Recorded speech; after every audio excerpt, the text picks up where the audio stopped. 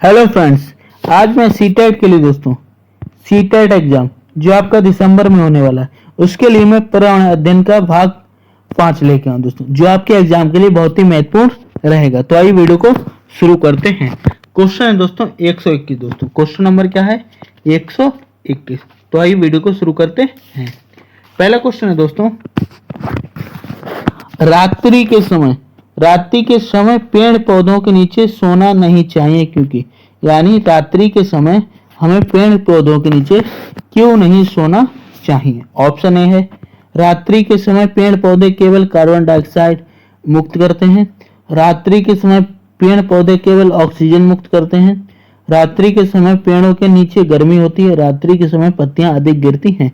तो रात्रि में जो है पेड़ पौधों के नीचे सोने का मुख्य कारण यह है कि रात्रि के समय जो है पेड़ पौधे केवल कार्बन डाइऑक्साइड मुक्त करते हैं।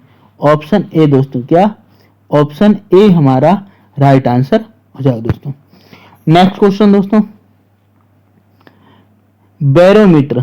बैरोमीटर में पानी की जगह पारे का प्रयोग किया जाता है क्योंकि, यानी जो बैरोमीटर है इसमें पानी की जगह पारे का प्रयोग क्यों किया जाता है? क्योंकि पारे का घनत्व अधिक होता है। पारा चमकीला, जिससे बैरोमीटर का तल आसानी से पढ़ा जा सकता है। पारा द्रव अवस्था में धातु है। पारा ऊष्मा का सुचालक होता है। तो दोस्तों इसका जो राइट आंसर हो जाएगा, पारा चमकीला होता है। क्या होता है? पारा चमकीला, जिससे बैरोमीटर का जो तल है आसानी से क्या रहता है? पढ़ा जा सकता है, यानी जो उसको पढ़ने में आसानी रहती है। तो कौन सा जाएगा दोस्तों? ऑप्शन नंबर यानी 2 वाला दोस्तों। ठीक है, तो 121 में फर्स्ट, 122 में सेकंड वाला इज द राइट आंसर हो जाएगा दोस्तों। नेक्स्ट,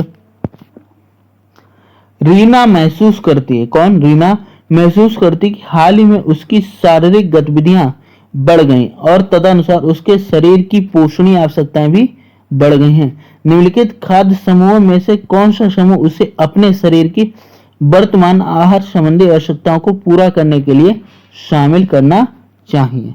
यानी उसको क्या करना चाहिए, मतलब खाने में क्या जोड़ना चाहिए? अम्लीय फल केला मछली, अम्लीय फल मटर नट्स यानी बादाम जो ड्राई फ्रूट्स बोलते हैं, अनाज केला मक्खन या फलियां दालें मछली। तो दोस्तों उसका क्या शारीरिक गतिविधियां बढ़ गई, मतलब उसके कार्य अधिक बढ़ गए। उसके शरीर में कई पोषण की आवश्यकता है। क्या की आवश्यकता है? पोषण की आवश्यकता है। तो उसके लिए हमें क्या लेना चाहिए? अनाज केला मक्खन दोस्तों। क्या लेना चाहिए? अनाज केला मक्खन। तो राइट आंसर हो जाएगा दोस्तों ऑप्शन नंबर 3 वाला, यही हमारा राइट आंसर हो जाएगा। नेक्स्ट क्या है दोस्तों, आइए देखते हैं। एक शिक्षिका में खाद्य भंडारण। क्या? एक शिक्षिका में खाद्य भंडारण तो कुछ बिंदु श्याम पट पर लिखती हैं। यानी एक शिक्षिका जो है कक्षा में खाद्य भंडारण के लिए कुछ बिंदु जो है श्याम पट पर लिखती है दोस्तों। क्या है? इन पदार्थों को नमी से दूर रखना चाहिए। ठीक है, इन पदार्थों को बंद डिब्बे में रखना चाहिए। इन पदार्थों को साफ स्थान पर रखना चाहिए जिससे कि कीड़े मकोड़े तथा चूहे से इनकी रक्षा की जा सके। शिक्षिका किस पदार्थ के भंडारण के विषय में बात कर रही है, समझा रही है? यानी किस चीज को बता रही? सब्जियों को, दूध को, गुड़ को या मांस को? तो जो शिक्षिका है यानी जो अध्यापक दोस्तों, ठीक है, वह काय की बात कर रही? गुड़ की बात कर रही। काय की बात कर रही है? गुड़ की बात करें। क्यों? क्योंकि गुड़ को क्या हम डिब्बे में बंद करके रख सकते हैं। क्या हम मांस को रख सकते हैं? नहीं रख सकते हैं। ठीक है, दूध को बंद करके रख सकते हैं? नहीं रख सकते हैं। सब्जियों को नहीं रख सकते हैं। ठीक है, साथ ही इन पदार्थों को नमी से दूर रखना चाहिए और इन साफ स्थान पर, जिससे कि कीड़े मकोड़े या चूहे से इनकी रक्षा की जा सके। तो गुड़ ही हमारा राइट आंसर हो जाएगा। वृक्ष की आयु ज्ञात करने की सबसे अच्छी विधि है। वृक्ष की आयु ज्ञात करने के लिए सबसे अच्छी विधि क्या है बताइए? शाखाओं की संख्या ज्ञात करना, वार्षिक बलों की संख्या की ज्ञात करना, वृक्ष पर उपस्थित पत्तियों की संख्या गिनना या वृक्ष पर व्यास या ऊंचाई ज्ञात करना। तो दोस्तों पत्तियों को तो नहीं गिना सकता, ना ही शाखाओं को गिना सकता, लेकिन जो वार्षिक वलय यानी जो वो बोलते हैं ना उसको, वकली, क्या बोलते हैं हम, बकली। उन वार्षिक फलों की संख्या ज्ञात करके जो है वृक्ष की आयु ज्ञात की जा सकती है। नेक्स्ट 190।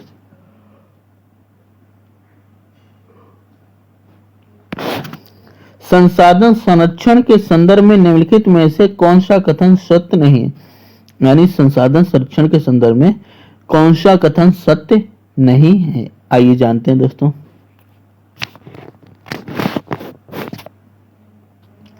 संसाधन संरक्षण वर्तमान पीढ़ी की भी पीढ़ी के लिए त्याग है। संरक्षण का अर्थ है पृथ्वी तथा उसके संसाधनों को बुद्धिमूर्ता से प्रयोग करना, यानी उपयोग करना, ठीक है। मिट्टी व जल दीर्घकालीन या परिवर्तनीय संसाधन है, अतः इनके संरक्षण उपयोग की आवश्यकता नहीं है। संरक्षण का अर्थ प्राकृतिक संसाधनों का अनुकूलतम उपयोग है। तो नहीं वाला पूछा गया और नहीं वाला हमारा आया है ऑप्शन 3 में दोस्तों। किसमें आया है, ऑप्शन 3 में आया हुआ है। तो यही हमारा राइट आंसर हो जाएगा, क्योंकि दोस्तों इसमें क्या क्या, मिट्टी व दीर्घकालीन प्रोटीन संसाधन अतः उनके संरक्षण का उपयोग आवश्यकता नहीं है। क्यों नहीं आवश्यकता, अगर इसका संसाधन की जो है उपयोग की क्या है, उसका संरक्षण यानी बचाव नहीं किया जाएगा तो ये बिल्कुल नष्ट होने पे आ जाएंगे। नेक्स्ट, जब लोहे के चाकू में लकड़ी के दस्ते, ठीक है, हैंडल लगाए जाते हैं तो उसे प्रक्रिया से गुजरना पड़ता है। यानी लोहे के चाकू में जब लकड़ी के दस्ते लगाए जाते हैं, ठीक है, तो इसे किस प्रक्रिया से गुजरना पड़ता है, पहले गर्म करना फिर ठंडा करना, पहले ठंडा करना फिर गर्म, पहले उबालना फिर ठंडा, या बहुत ठंडा करना। तो सही हमारा हो जाएगा ऑप्शन ए वाला, पहले गर्म किया जाता है दोस्तों। क्या किया जाता है, पहले गर्म करना फिर उसको ठंडा किया जाता है, यानी गर्म करके पहले लकड़ी में फंसाया जाता है फिर इसको क्या किया जाता है, ठंडा किया जाता है। तो ऑप्शन यानी ए वाला हमारा एक जो है राइट आंसर हो जाएगा।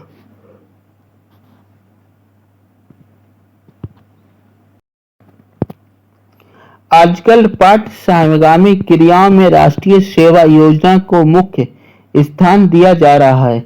एक विद्यार्थी के रूप में आप इसे क्यों लेंगे, ठीक है, आइए देखते हैं।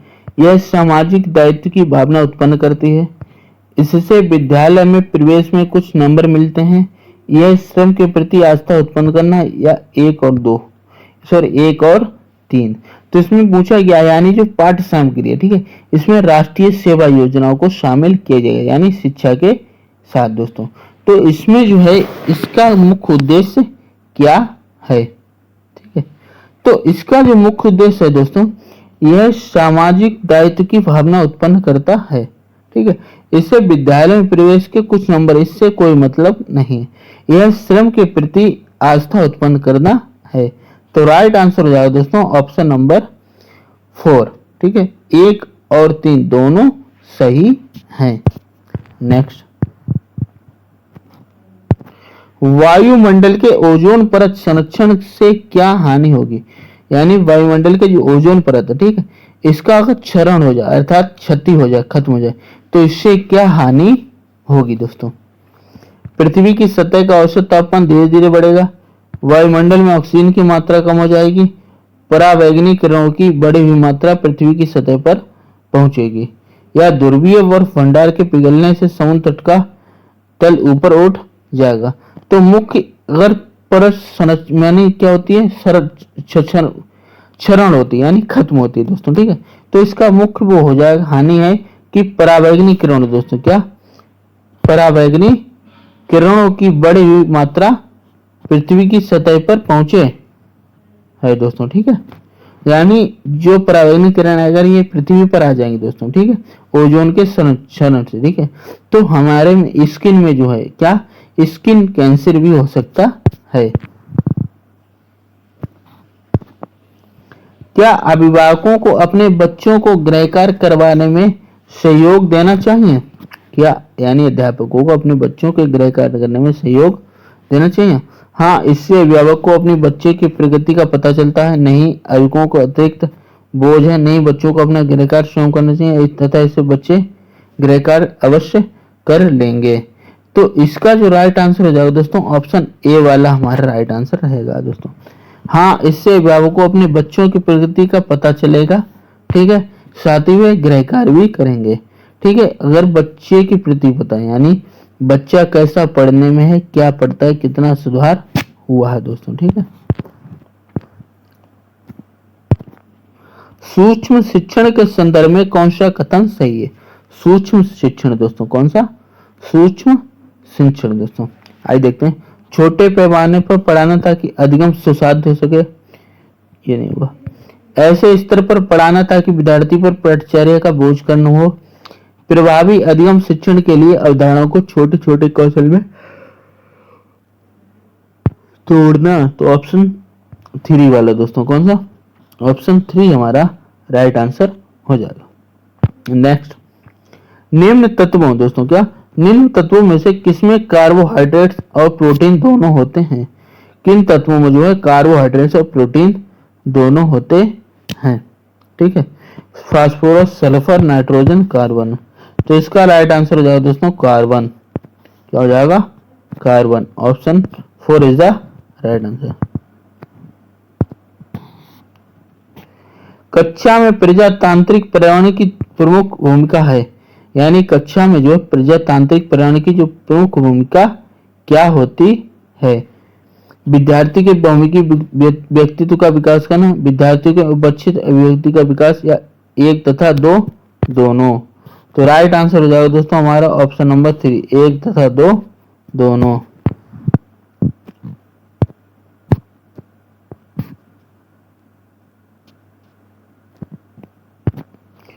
पर्यावरण अध्ययन को समेकित रूप से पढ़ाने के लिए किस विधि को अपनाना चाहिए? यानी पर्यावरण अध्ययन को पढ़ाने के लिए, काय को पढ़ाने के लिए जो किस विधि का प्रयोग करना चाहिए दोस्तों, यही पूछा गया है। भाषा और विज्ञान को समेकित करना, वास्तविक प्रक्रिया को संकल्पों के साथ एक करना, यही राइट आंसर हो जाएगा। यानी वास्तविक प्रक्रियाओं को संकल्पनाओं के साथ एक करना, ये हमारा राइट आंसर हो जाएगा। संतुलित आहार में प्रोटीन युक्त पदार्थों का होना आवश्यक है, यानी संतुलित जो आहार है उसमें प्रोटीन युक्त पदार्थों का होना आवश्यक है।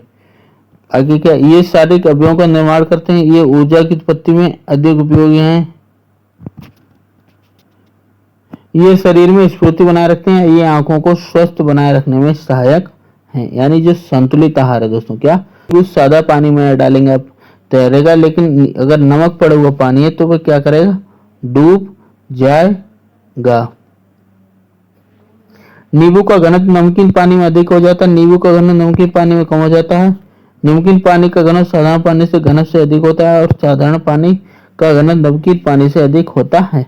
तो दोस्तों जो नींबू को ना डूबने का, क्या दोस्तों, नींबू ना डूबने का जो प्रमुख कारण है दोस्तों, वह हमारा जाता है नमकीन पानी का घनत्व साधारण पानी के घनत्व से अधिक होता है। Option 3 is the right answer.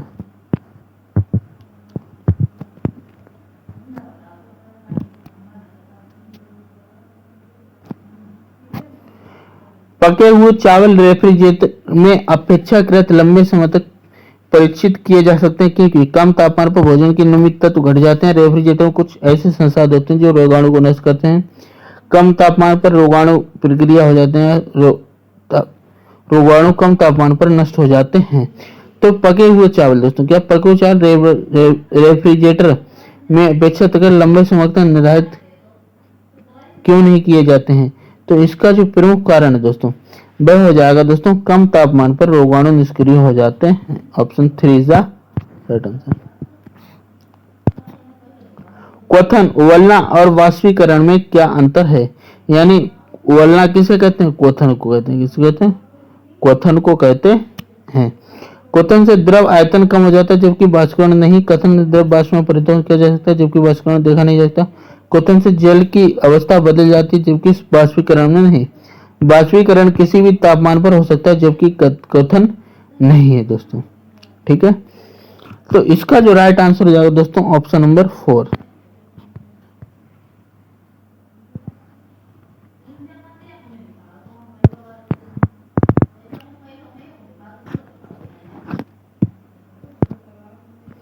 प्राथमिक स्तर पर आकलन में शामिल होना चाहिए, यानी जो प्राथमिक स्तर पर आकलन में शामिल होना चाहिए। अर्धवार्षिक और वार्षिक, अंतवार्षिक चाहे छोटे बच्चों को अनुचित के अंतर्गत शिक्षक द्वारा सतत और अंशरचनात्मक तरीके से किए गए प्रत्येक सप्ताह औपचारिक परीक्षाओं, खेल तथा उन्हें प्रगति पत्र में दर्ज करना। तो जो प्राथमिक स्तर होता है दोस्तों, क्या प्राथमिक स्तर, तो इसमें शिक्षक द्वारा सतत और संरचनात्मक तरीके से किए गए अवलोकन को बच्चों और अभिभावकों के साथ बांटना होता है। यही हमारा एनुअल एग्जाम कहेगा। किस प्रकार के छात्र अध्यापक के लिए अधिगम संसाधन होते हैं? किस प्रकार के छात्र अध्यापक के लिए अधिगम संसाधन होते हैं दोस्तों?